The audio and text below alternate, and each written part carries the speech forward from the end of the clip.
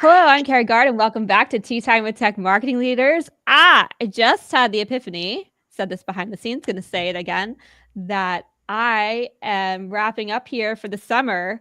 This is my last show for July. I will be back in September, and you are going to be in the very capable, wonderful hands of Elijah Drown, my podcast sidekick and marketing director here at MKG. He has 4 shows lined up for you.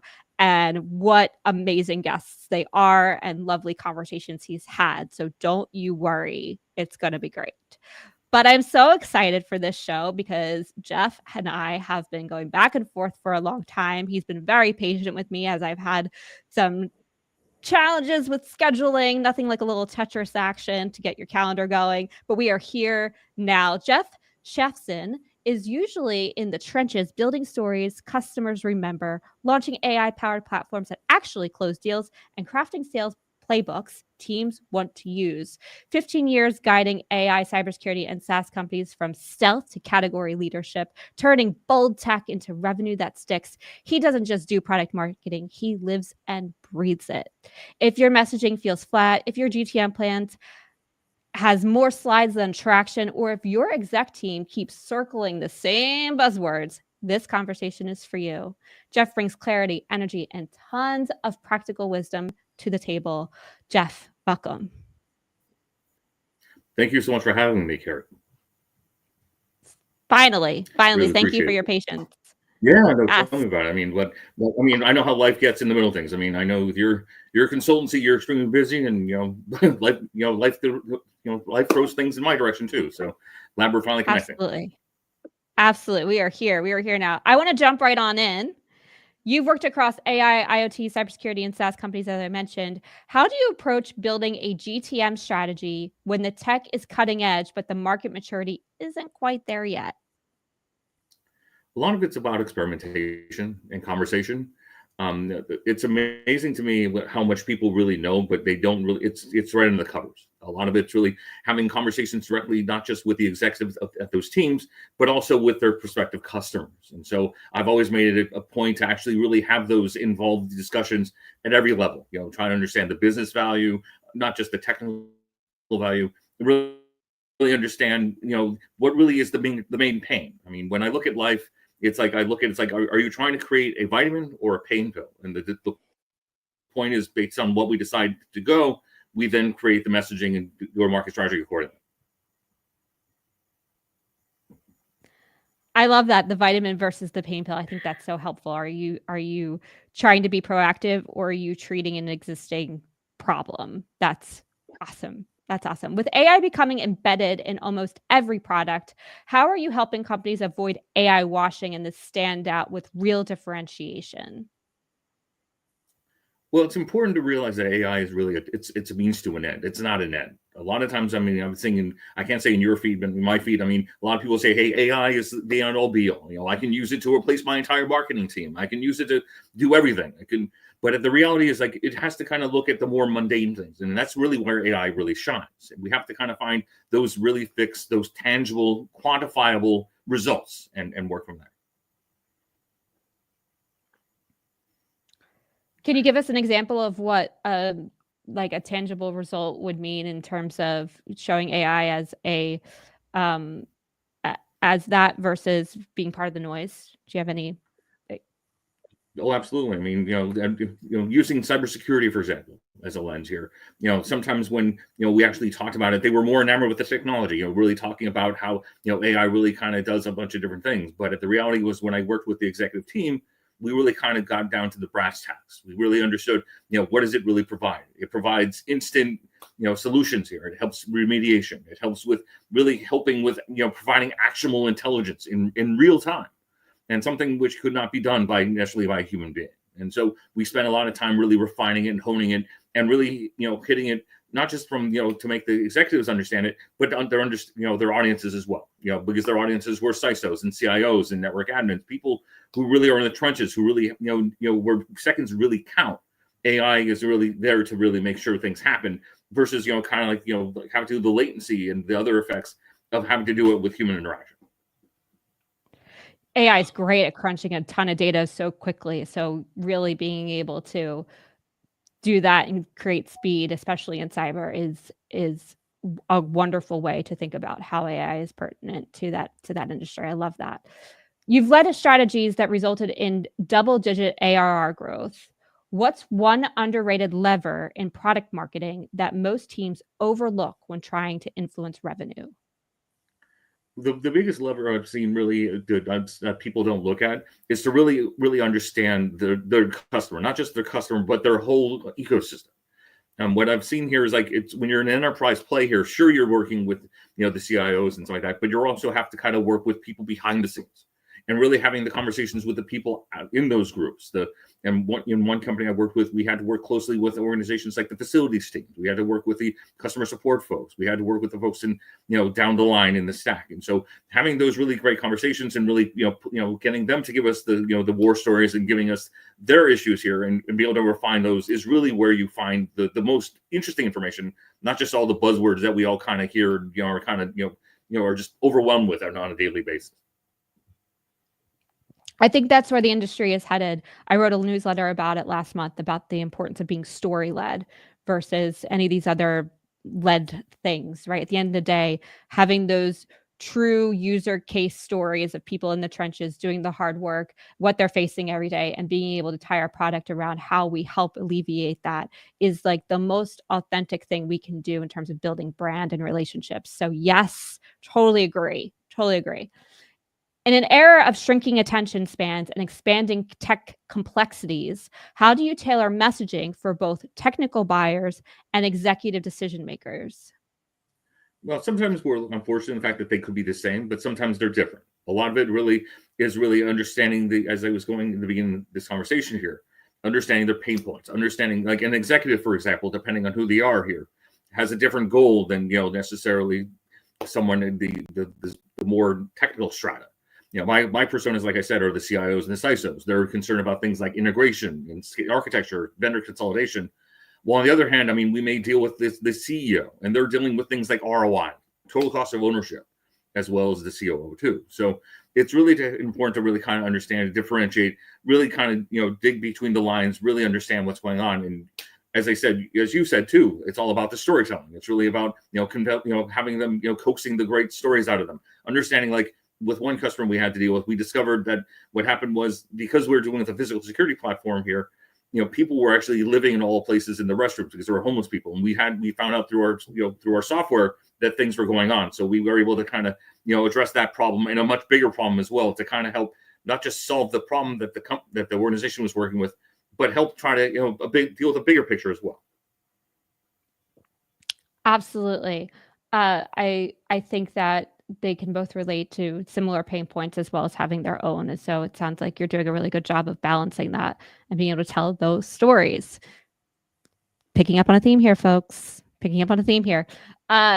Before I keep going, if you're with us here today, Tea Time with Tech Marketing Leaders, listening to the wonderful Jeff Schaffzin, please comment. We'd love to hear questions from you. I certainly have a ton. While we have an expert in our midst around product and GTM, don't be shy. Elijah's hanging out with you in the comments. He'll be sure to get those over to us. All right, Jeff, we're gonna keep on cruising here. How do you coach executive teams, especially founders, on what makes good positioning versus what just sounds impressive in a pitch deck? Well, it's really important to understand that most executives, you can't think about just the technology for the technology's sake. It's really important to really understand what's going on. And my job with coaching with these executives here is really to kind of really have them understand and help them really build out their journey and really understand what makes it happen here. So it's about what made them make the solution great, as well as the solution itself, and really to combine the two to make that into a very compelling, interactive discussion, which hopefully will help the customer and help the executive share that information overall. I find myself as a founder that I sometimes lose sight of why I got started so many years ago. And even to this day, 14 years later, it still holds. The whole reason why I started the agency is still so part of our like makeup of how we operate, and it's just magical to think about. So I love that you sort of help founders return to that, because man, can we lose sight of it so quickly. And it really is like, why did you start this thing? Why did you want this? right?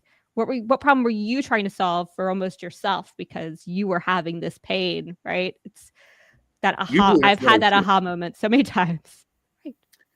I mean, I call those individuals back in the day when they first started, I call them more of an entrepreneur, or, you know, kind of like, you know, they want it really badly, but they just really don't know how to do it. They have this, you know, this great, you know, this fuzzy vision that they want to do something. And so, you know, they take this massive moonshot, and what they end up doing here is that they actually want to hone it down and refine it and really make it very targeted and very focused. I'm sure when you were starting MKG, you know, your goal is to boil the ocean, really to kind of, you know, solve the world's ails, you know, making everyone, you know, a better marketer. But the reality is, like, at the same time, though, it's important to kind of take it step by step, really kind of understand, you know, what made you, you know, excited. You know, when I started off as a marketer, I came from the world of engineering and professional services. So it was a very analytical play. Other people come from a more sales lens. So they kind of look at it from a revenue generation perspective here. So it's actually kind of fascinating to kind of see how everyone sees their vision and how they help grow.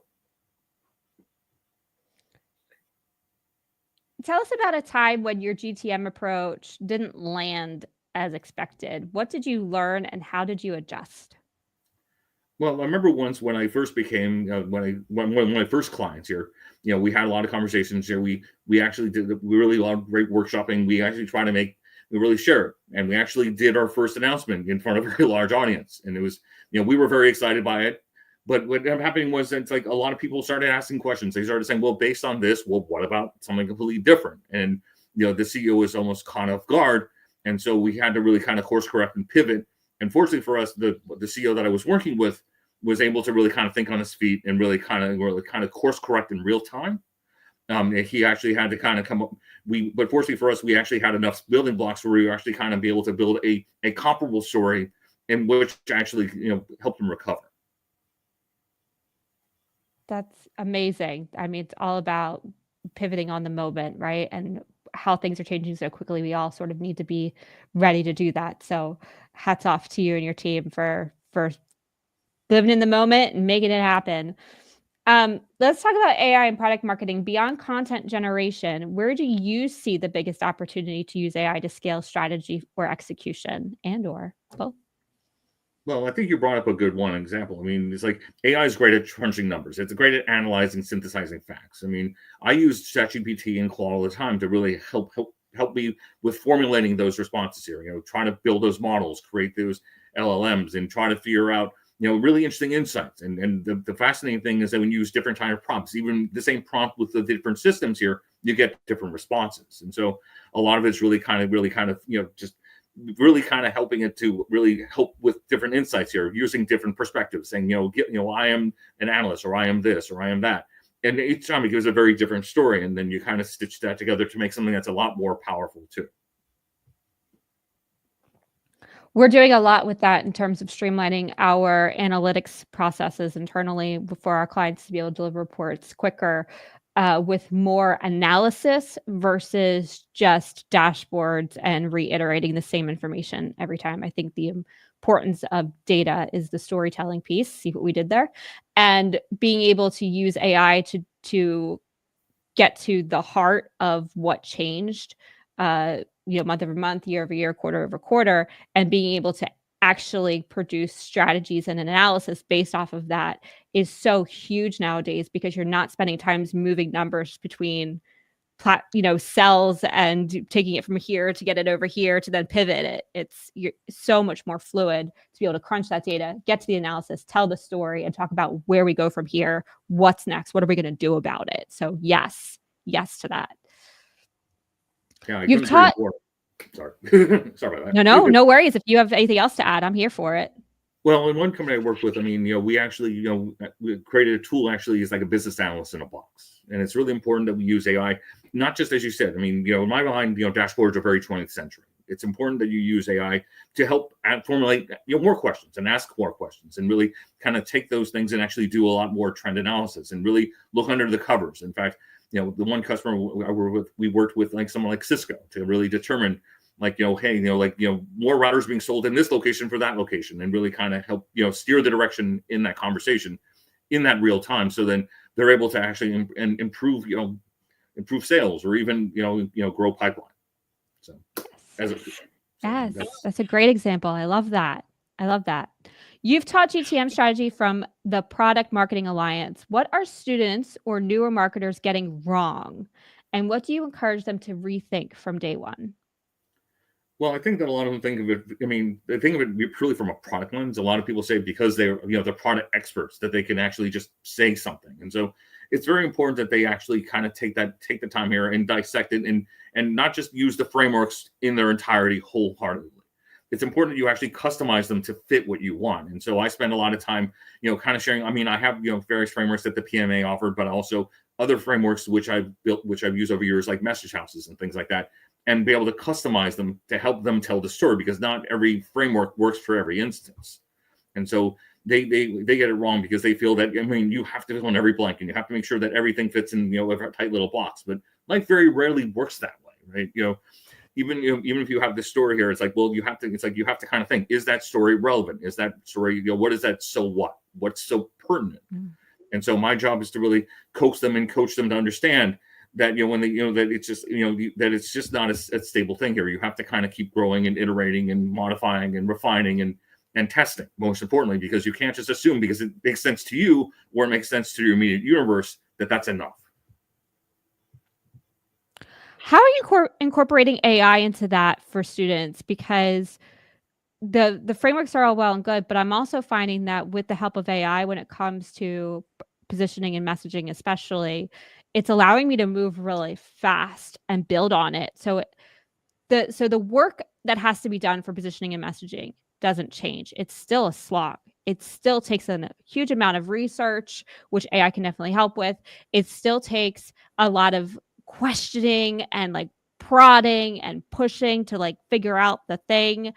But then I seem to be able to move a lot fast. Like once I have that, I feel like I'm then cruising with everything else that then sort of comes from that hard work. Are you finding that? How are you using AI in relation to those frameworks and positioning and messaging? Well, I use AI to actually bake those in here, and I create prompts to help people understand what's going on by have the AI ask questions. So my goal here is to help kind of create this this continuous feedback loop. So based on X, this is Y. Based on that, you get to Z, and you try to build from there. And it's important that you use it every step of the way. I mean, it's not the end all be all, because it's really the human intelligence here that really matters here. The AI is basically that assistant, that one to really kind of point out those outliers, the stories, the things that you may not really think about. And as you said, since it crunches so much information here, it's able to do that in a much more streamlined fashion than you or I could do by ourselves. Absolutely. Totally agree.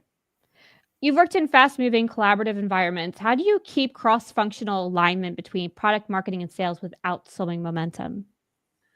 Well, a lot of that really is, just continuous dialogues between the two. It's important that you work them together as you kind of work them apart, and really understanding their goals here. I mean, their goals for sales is to work with revenue and really build that out. Marketing's goal may be different. I mean, it's also about thought leadership. It's about market development. So it's really important that to find those ways to find the tie-in between marketing and sales, and having those interactions with the two to really kind of define the common threads to help grow those together. How does messaging play a role? Not messaging, sorry. How does analytics and goals and KPIs play a role in that? I mean, a lot of people are saying that marketing should own revenue, right? Absolutely. How do you feel about that in terms of pulling those two teams together around a common goal? And do you believe that marketing should have ownership in that goal? I absolutely do. I mean, I think that's kind of really which really all marketers really should strive to do. I mean, it's not just a case of just understanding the great thoughts and really understanding to build that momentum. They're the ones that really need to be the ones making that guiding force. They're the ones who actually can not just deal with dashboards, as you're saying here, not avoiding, but also using other technologies outside of AI to really kind of help make those actionable intelligence happen as well. One of the biggest challenges with that is attribution. It's becoming more and more challenging as audiences are more disparate, as more channels are becoming more important, as needing so many touch points to move audiences through. How are you holding marketing accountable in terms of that and knowing what's working and what's not, and giving them I don't want to say grace, but there's like this education that's sort of happening right now in the market around marketing owning revenue, but then how you're attributing to what's working and what's not. A lot of it's iterative. A lot of it's really having breakpoints at every step in the process. It's really trying to understand and having those, really difficult conversations, really understanding what's going on here. It's really understand, like which message really is the ones that actually resonates, the ones that really are really kind of the ones that hit home. And a lot of the companies I've worked with, a lot of times, marketing and sales are two separate organizations, and they really don't really see this very clearly. And so my job is to really kind of help them understand, like as a marketer, you have to think in the eyes of the consumer. But on the other hand, the salespeople have to think, okay, you have to kind of think about, look at it from a bigger perspective too. You can't just make stuff up from whole cloth. You have to work closely with your marketing counterparts to really get those, those actionable insights to make things happen too. Sounds like you're really working empathy between both teams. You're sort of the therapist, if you will, that coaches them both. That's one really great example of how you're helping these teams work together. When we talk about that really terrible term called soft skills, because I don't think they're soft. I think they're the hardest skills in the whole world. That whole concept of communication, internal communication, I think is one of the biggest barriers that we all have of doing it well. What are some tips and tricks you have for folks as they think about bringing their teams together and trying to be that coach and that therapist between the different teams? Well, soft skills to me is really the key differentiator between something that could be mediocre to something that's ultra successful here. And it's important to really be introspective and really understand what's going on. In my experience here is really trying to understand, what is their motivations, what's their needs, their desires, what makes them happen, and look at from, not just from a self-centered lens, but also from an immediate picture from your group and your company in general here. So my job is to really kind of help them with really understanding, what are those, those little nuggets here that help them really understand, like, how do I communicate effectively with a salesperson? As I said, as we were kind of just alluding to before, salespeople are very driven for, revenue. And a marketer's, perspective, maybe more, at least in a traditional fashion, it's more about, just getting an idea across. But that's not enough. It's like, using these soft skills to really be able to kind of refine your perspective, really kind of be empathetic, be understanding of what's going on to help everyone come ahead. Is that what soft skills really are for you in terms of just that empathy? Or is there more to it than that?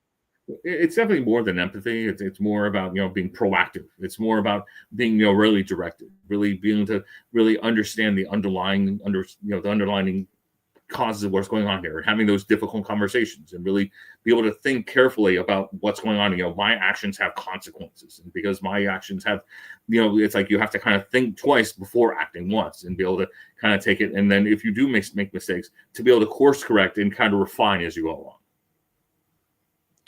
Feedback is one of those things that's so tricky and people tend to take a bit personally. How do you coach the receiver through being able to be receptive to feedback and moving through with that versus being defensive? Do you find people are defensive, or do you find people are more receptive?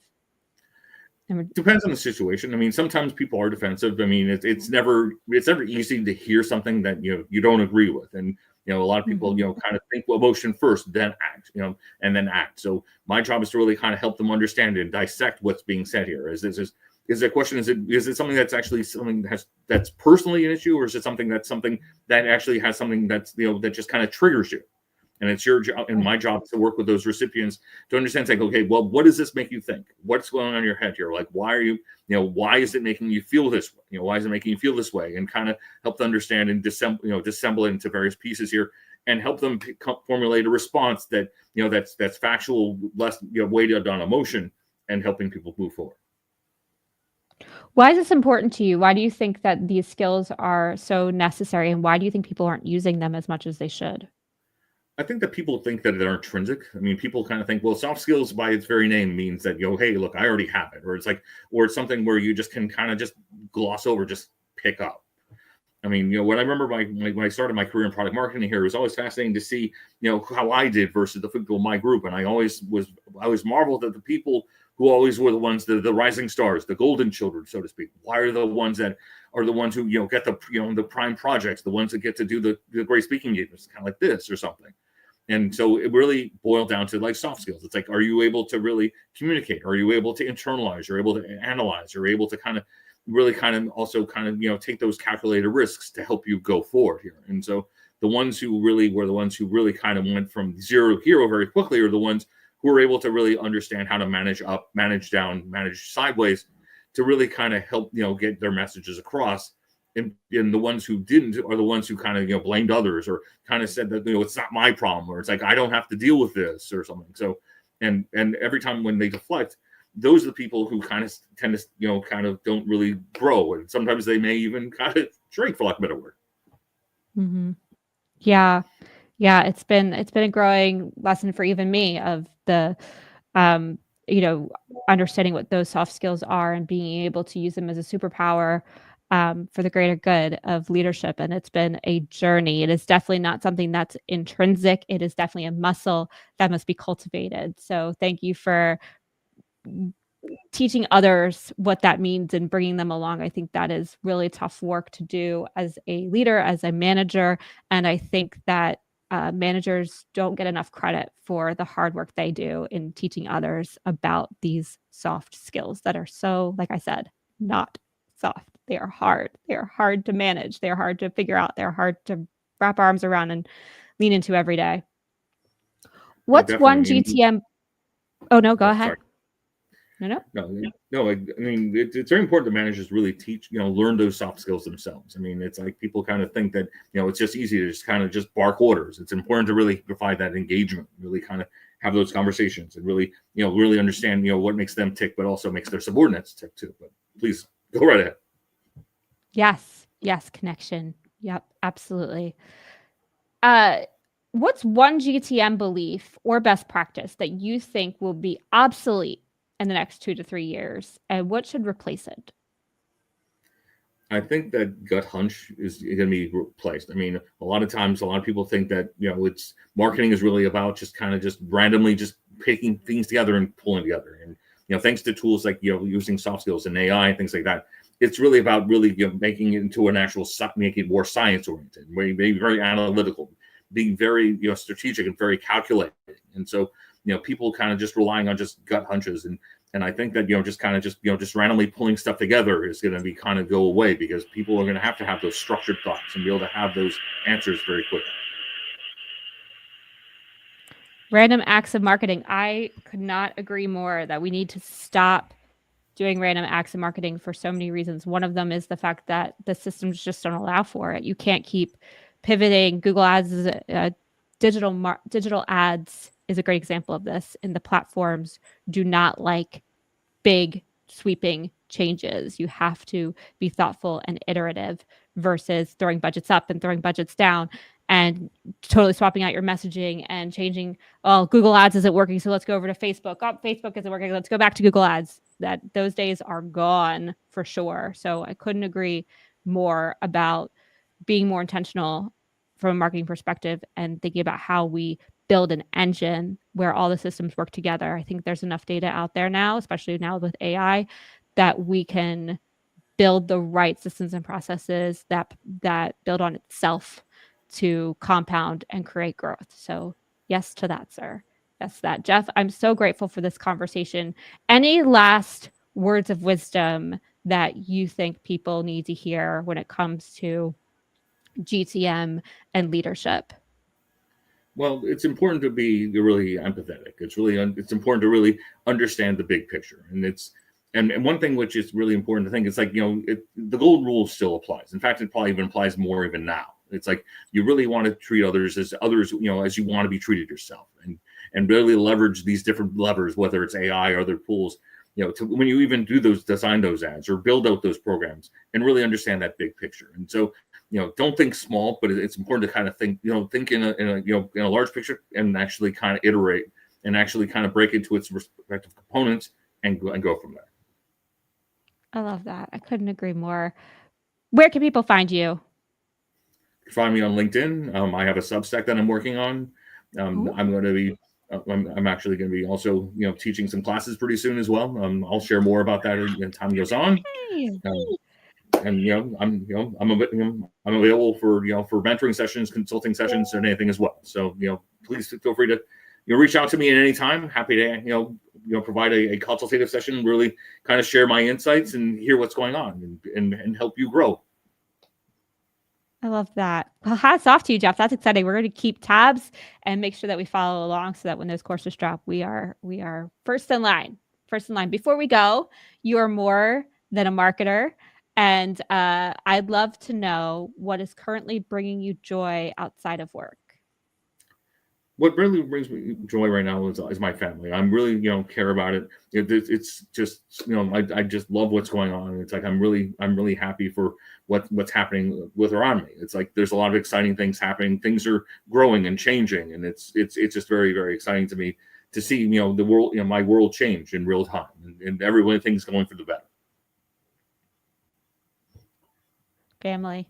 I feel that we're in the summer holidays right here in the UK. My kids are off, and I'm looking forward to spending August with them and taking some time off. So thank you, Jeff, for being my last show of the summer.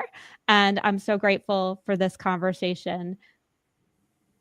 I'm so happy to be here. Thank you for allowing me to be your last guest before your well-deserved break here. Look forward to continuing this conversation in the future about this and other topics too. Absolutely. Absolutely. As I said, Elijah Drown will be back in September August with 4 amazing guests. So be sure to tune in and hang out with Elijah while I am hanging out with my kids. This episode was brought to you by MKG Marketing, the MKG operating system that helps you scale and compound growth by plugging in and letting us take the stress off of your day-to-day. Our tagline, we're working on it, but let's see if I get this right, Elijah. We manage the details while you capture the market. See y'all next time.